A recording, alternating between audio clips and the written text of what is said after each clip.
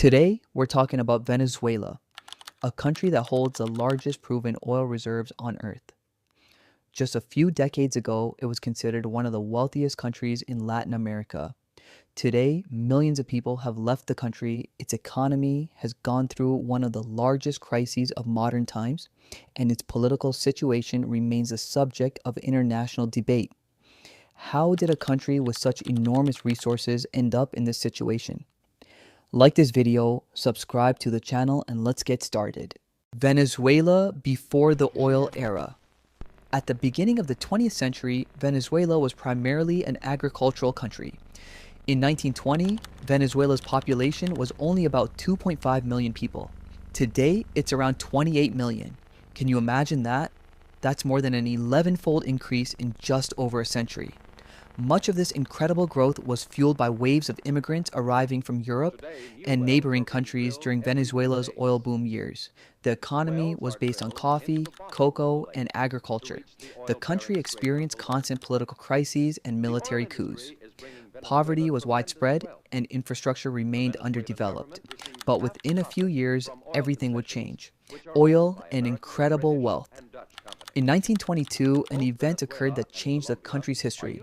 A massive oil blowout took place at the La Rosa oil field. For several days, tens of thousands of barrels of oil were released into the air every day. By 1935, Venezuela had become one of the world's largest oil producers. By 1950, the country had one of the highest GDPs per capita in the world and was the wealthiest nation in Latin America. Modern skyscrapers, highways, and new neighborhoods were being built in Caracas. Thousands of Europeans moved there after World War II in search of a better life. 1960, the creation of OPEC Venezuela became one of the 5 founding members of OPEC, alongside Saudi Arabia, Iraq, Iran, and Kuwait. The organization was established in September 1960 in Baghdad. Why was it created? Before that, major Western oil companies largely dictated oil prices to producing countries. Oil-producing nations received only a relatively small share of the profits despite their enormous natural resources. The goal of OPEC was simple: to coordinate oil production and influence global oil prices. Why did Venezuela become one of the initiators? During the 1940s and 1950s, Venezuela was already one of the world's largest oil exporters. In some years, the country produced more than 3 million barrels of oil per day, an enormous figure for that period. Venezuelan oil minister Juan Pablo Pérez Alfonso is considered one of the main architects of OPEC. He warned that oil wealth could become not only a blessing, but also a curse for the country. Many experts would later call his words prophetic. The oil boom and the problems behind it. On January 1st, 1976, President Carlos Andrés Pérez nationalized the oil industry. The state-owned oil company PDVSA, Petróleos de Venezuela S.A., was created. It was sometimes called a state within a state because of its enormous influence and control over vast financial resources. Why was this important? Nationalization allowed the government to receive almost all of the profits from oil sales. The authorities believed that oil wealth would allow them to eliminate poverty, modernize the economy, and transform Venezuela into a developed country. But a major problem emerged.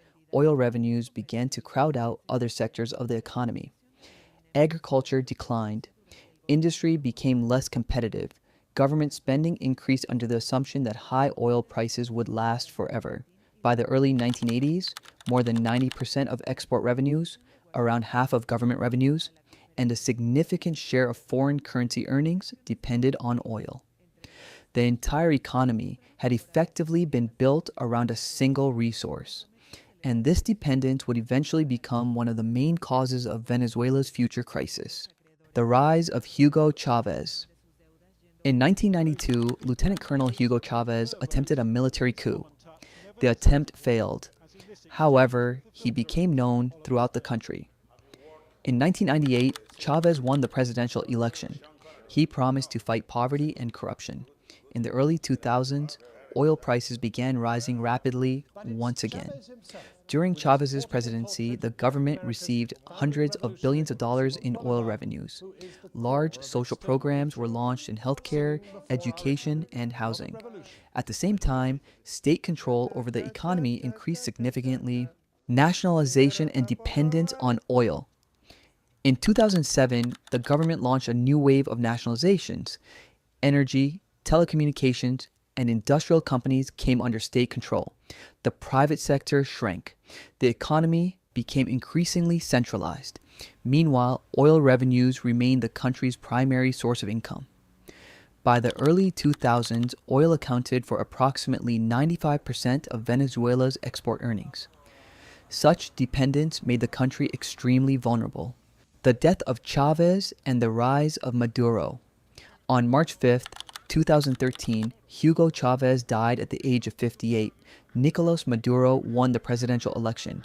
He inherited an economy that was almost entirely dependent on oil. Just a few years later, global oil prices began to decline sharply. The crisis then entered an open and severe phase. Economic collapse.